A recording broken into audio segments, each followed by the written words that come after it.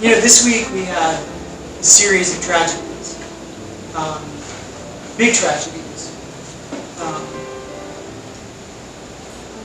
horrific tragedies, tragedies about hate, and tragedies that have no sense to them whatsoever. But also I couldn't help but to ask myself, what am I doing? Really, what am I doing? I'm teaching acting. I'm teaching acting to people that hopefully have a respect, an honor, and an intention to do this kind of work. But it really struck me as to, so what? We're actors. And then stuff like this happens. And I kind of had to sit with that for a little bit, because there was a split second that made me feel like this is all meaningless. And then it brought me back to really the mission that I have about the way I teach and the way I view this art form. I don't just use this with a lens of entertainment. It's more than that. Because at the end of the day, what we do is we take these tragedies that happen, that sometimes get put in the back of other people's minds after a long time, and then we recreate the stories to remind people of historical tragedies that have happened in the hopes that we will continue to evolve consciousness of humanity for a better today and for a better tomorrow. And that really asks us what kind of integrity we want to bring to our work. What kind of artist do we want to be? Do you want to be the type of person that is able to take the human condition and all the strife and struggle that humanity has gone through for centuries, to be able to show people in order to open people's hearts to the atrocities that our brothers and sisters have suffered?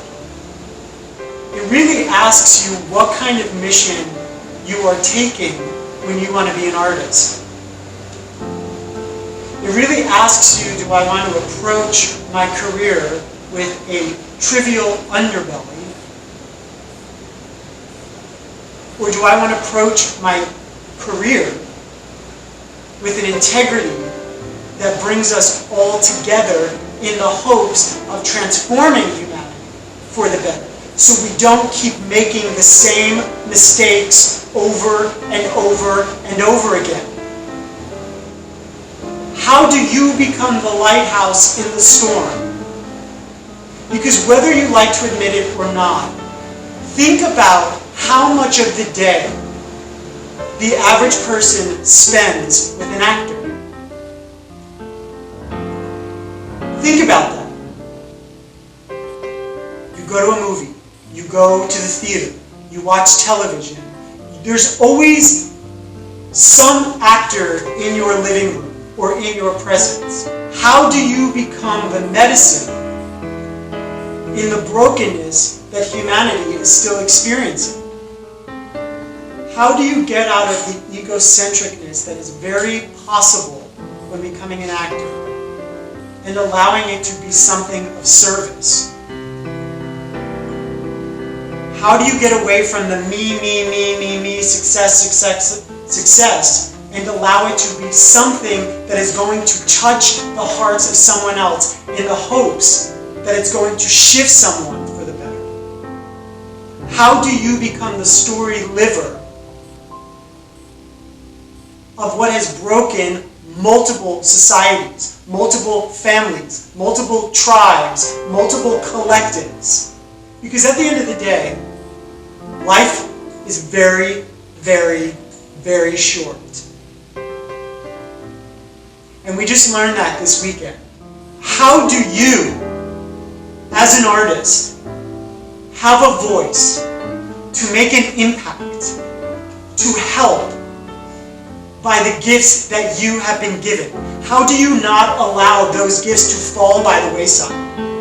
How do you allow your gifts to be some kind of contribution to this here and now lifetime? How do you become a vessel for stories that need to be told?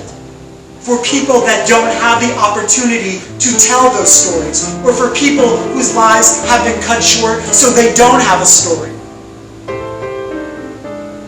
How do you become that violin that plays the music of lives that have been cut short? You're not as powerless as you've been led to believe. We have the power to destroy. We have the power to create. And we have the power to heal. Which role do you take as an artist? Art has been born because of the suffering of the human condition, not in spite of. So you have to not forget your role in all this. You have to remember that this is not pointless. This is not a game. This is something that everyone still witnesses daily.